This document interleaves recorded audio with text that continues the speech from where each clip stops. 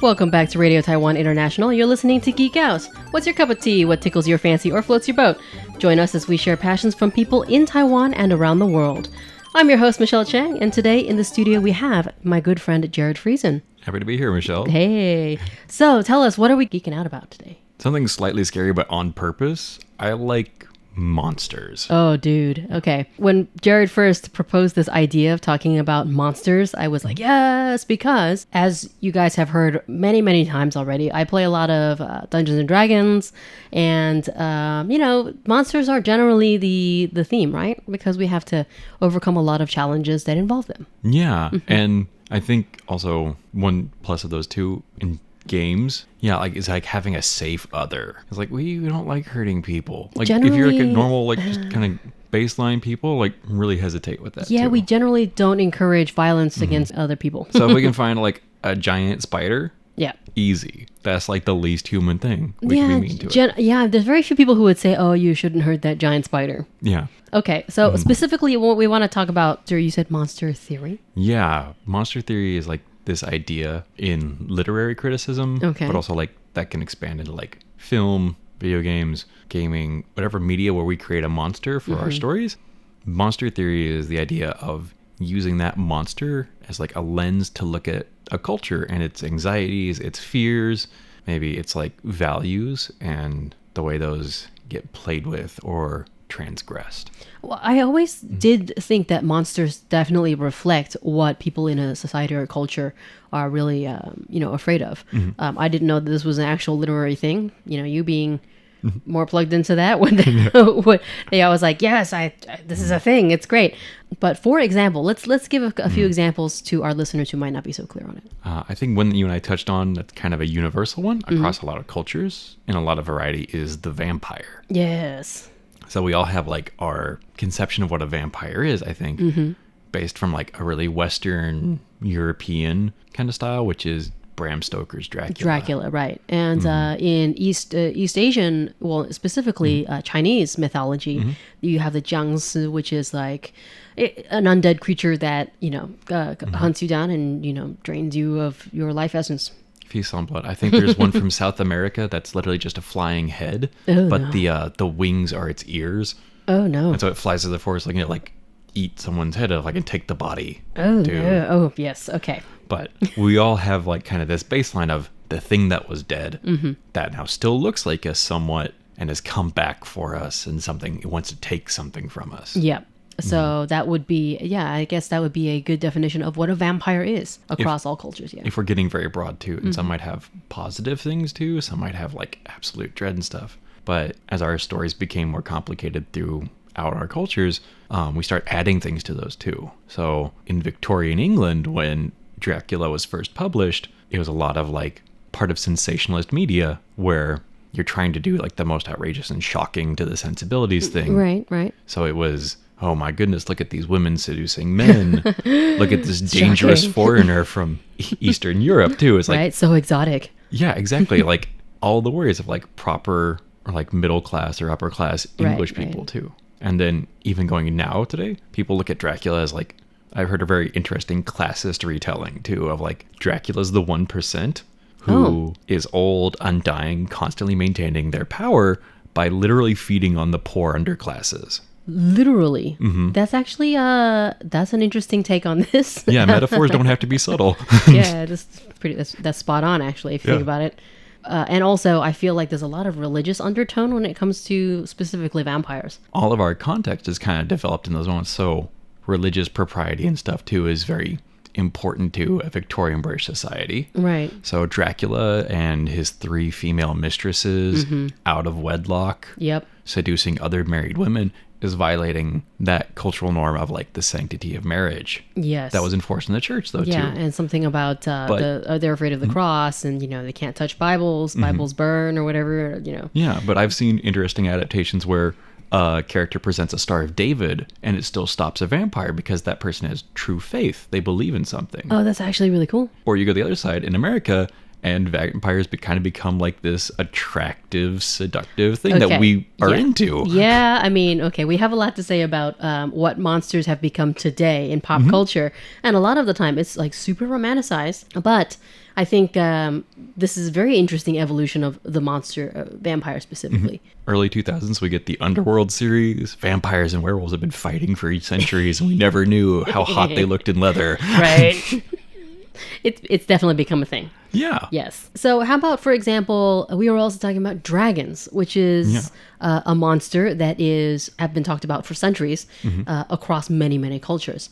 A lot of people would argue that is the reason why there is this dragon mythology is because of dinosaur fossils. I absolutely believe that too. I've heard ones where like griffins were just a misunderstood triceratops skeleton. Possibly, yeah. Yeah. And like, okay, imagine you're digging through your field and suddenly you turn up the biggest bones ever. You know they're bones, but you don't know what they are. Because you have never seen an animal that could possibly compare to this. Yeah. And then, of course, the learned people in your society would compare them to maybe smaller known animals, and then it'd be some kind of lizard-looking thing, right? Yeah, or just making those stories too. Like, the other side of it is dragon's such a broad term. There's no one definition going through all cultures of like, we can say this is a thing every dragon has.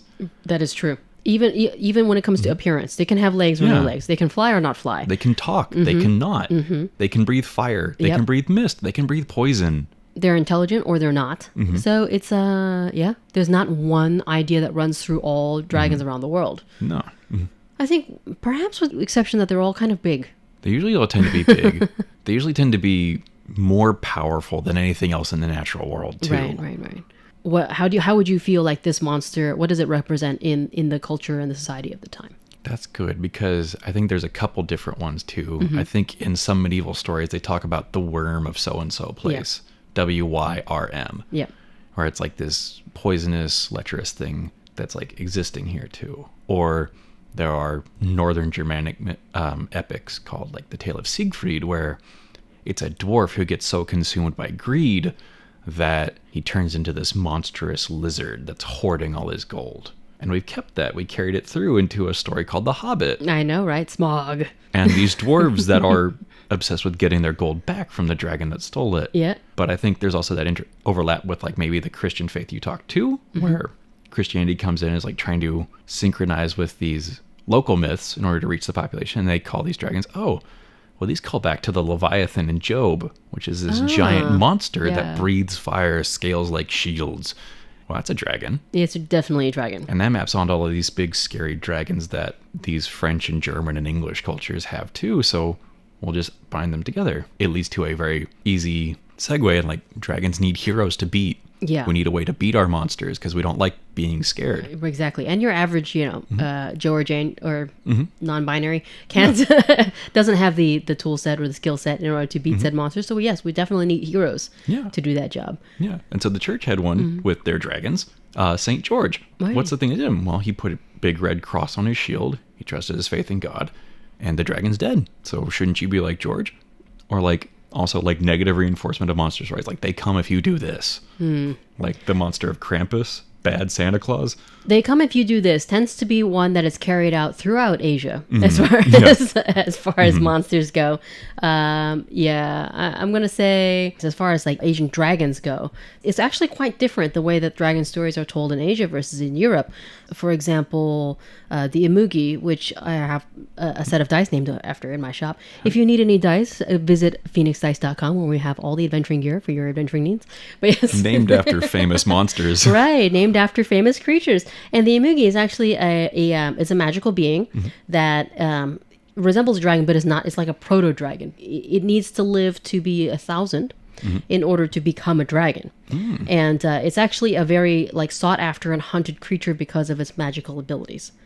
Like if you consume its flesh or drink its blood or something, it's kind of like a unicorn in that way. But essentially, it is not evil. And when it does reach 1,000, it becomes an actual dragon. The dragon itself is an intelligent, magical creature that is not innately evil. They may take part in stories where bad stuff happens, but they are not actually malicious creatures, which is, I feel, very different than European lore. I think so on too. The subject, right? Yeah. Although there is a branch of mythology where dragons can talk and can shapeshift into human form. Yeah, I'm not as aware with some of those too. I think in Mesoamerica they talk about Quetzalcoatl. Yes. I think possibly that being sometimes has a human form too.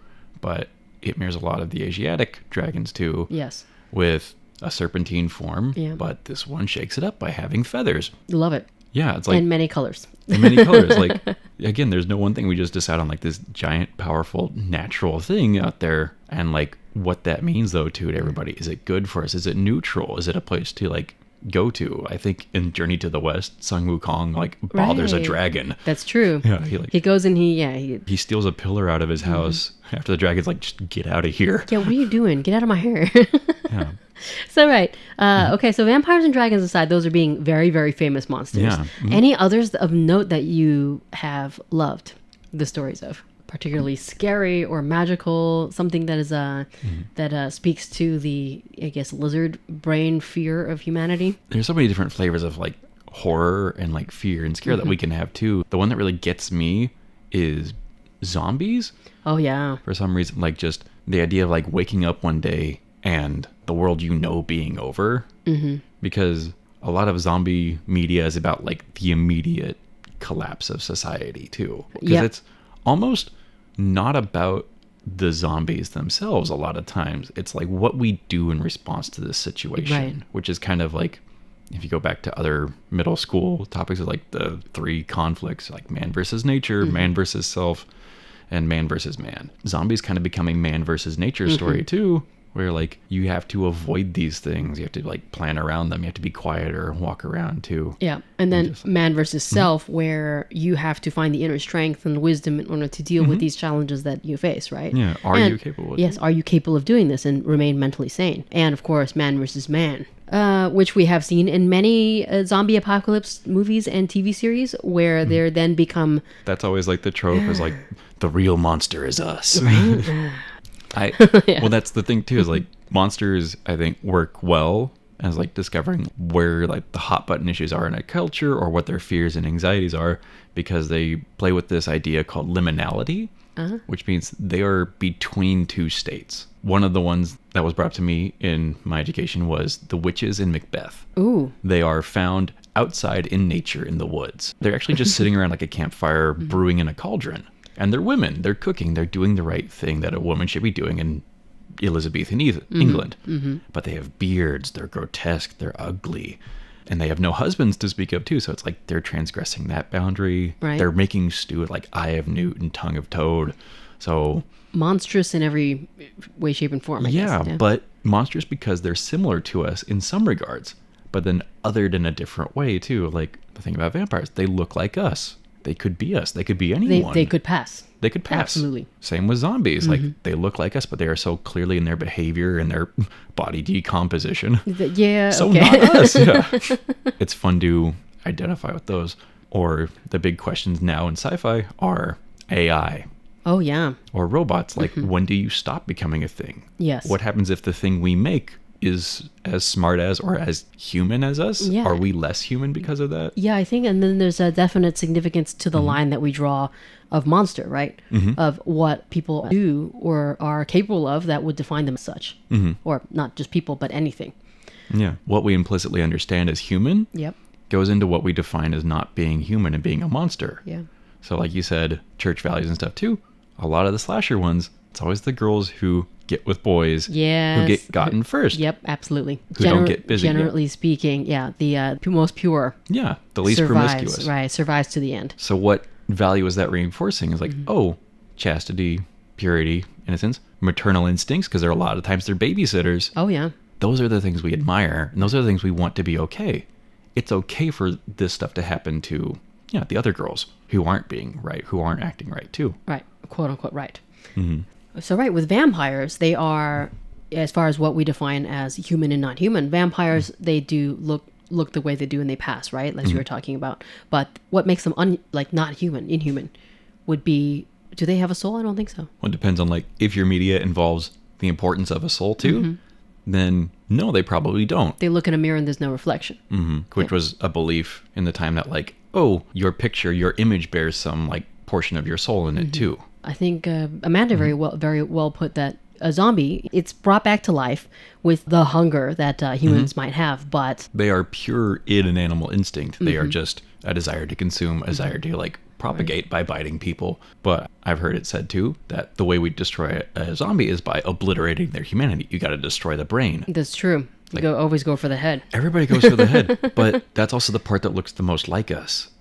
We're eliminating this thing that is us but not us in a way that discomforts us. Like, oh, we just want to consume and survive and eat, and they have given up all the pretense of like emotion, sentimentality, empathy. Yep. They just want to eat you. So what's your take on extraterrestrials as monsters, which has been more of a recent thing in human culture? I guess either very recent, or if you argue the fact that aliens visited the planet way back when, maybe one of the first monsters. But anyway, we're not going to get into that. We're not going to get into that. But yes, like xenomorphs in the movie Alien. Because again, it's just like, where does our monster come from? In that one, I argue that like it could just as easily be something on Earth. Yep. The alien is like unknown. It's the most other we can get. It's literally not from our planet. Yes. The xenomorph one, I think it's been talked to death though too. Yes, it has. Love it. Fear of male pregnancy. Yeah, I mean the whole like rape undercurrent there. Yeah. And then the chest burster. The chest burster. The life phase. Violent pregnancy. Exactly. It's just horrible, and I believe that definitely touches upon a lot of the primal fears of people. Parasitism, and like your body not belonging to you 100%. Absolutely. But other aliens too, like alien abductions, or the fascination we have with like Area 51 is like, it's not so much that like the aliens exist, which can be terrifying, and when we do encounter them is horrific, but the thing of not understanding them, something being as intelligent or more intelligent than us, and we don't understand what they want. But there's also the famous Twilight Zone show where the aliens come and they say, we are here to serve man. I remember that. They keep doing things to like improve society and say like, come with us. We will lift you up and like bring you on our spaceships to like our planet, and like we will help you. And the horrific realization then too is like, oh, we've been duped, because like they literally have a cookbook that says to serve man. Or it's like, oh no, they just want to eat us. And we went along with it because they were providing all the nice things that like, oh, absolutely, you gotta want to have at like a Tyson meat packing plant. Well, it's more like Kobe beef, right? Yeah. Where you serve Kobe beef the beer, and they get massages. Yeah, and the truffle pigs. Like, totally. So yeah, like treating us like animals, or like lowering our place in the food chain too. We aren't the most primary being. Yeah, that's also an essential fear, I think, of mankind, no longer being the alpha. Is that what apex predator? Yes, thank you. The apex predator. Yeah. Or like with Lovecraft too, it's like you are just literally insignificant. Yes, in the face of elder beings. There are beings out there whose existence is just antithetical to you, and they won't even notice that they don't care about you. Exactly. There's not even a thought. There's no thought. Yeah.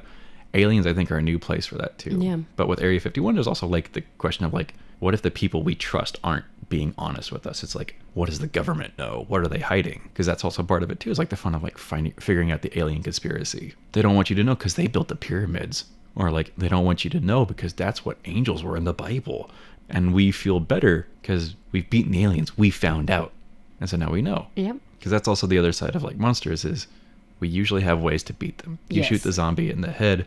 You put a stake through a vampire. Silver scares werewolves. Yes. We know how to deal with them. Yes. Every monster that mankind has thought of, that we've also have thought of a way that we can deal with said monster. Jiangshi, you stick the yellow paper on their head and then they can no longer move. Exactly. My favorite one, that in a lot of vampire lore, they are compelled to count things. Oh, like Fae. And so if you, like Fae too, so like if you throw like sunflower seeds or like sesame seeds on the ground in front of them, oh no, the vampire will have to stop and count them and you can get away. Which leads to a weird, fun like headcanon business where it's like, is the Count from Sesame Street playing off of that? Oh no. Oh my goodness, I just linked those two in my head just now, and one sesame seed. Two sesame seed. Yeah. Childhood memories, man. Yeah. So all the monsters that we create, we can also conquer. Yeah, or we find ways to do that too. Is I think the point. Whether or not that monster be an actual monster, or ourselves, or man versus mankind. Yeah, and like the amount of like monsters that have been reinterpreted to be our friends too, because we can't conquer death, which is like I think our most human fear universally. Yep. But a lot of people are like, well, what if we just liked it? What if it was just okay? What if it was nice? Well, like, what if you're okay with this? Make our peace with our inevitable fate. What if we want to date our vampires because they're hot? Like, like all the stories are valid. Yes, all the stories are valid. Thanks for geeking out with me, Jared. Thank you. And thanks, listeners, for tuning in to Radio Taiwan International. I'm Michelle Chang, and we'll be back next Thursday with another episode of Geek Out.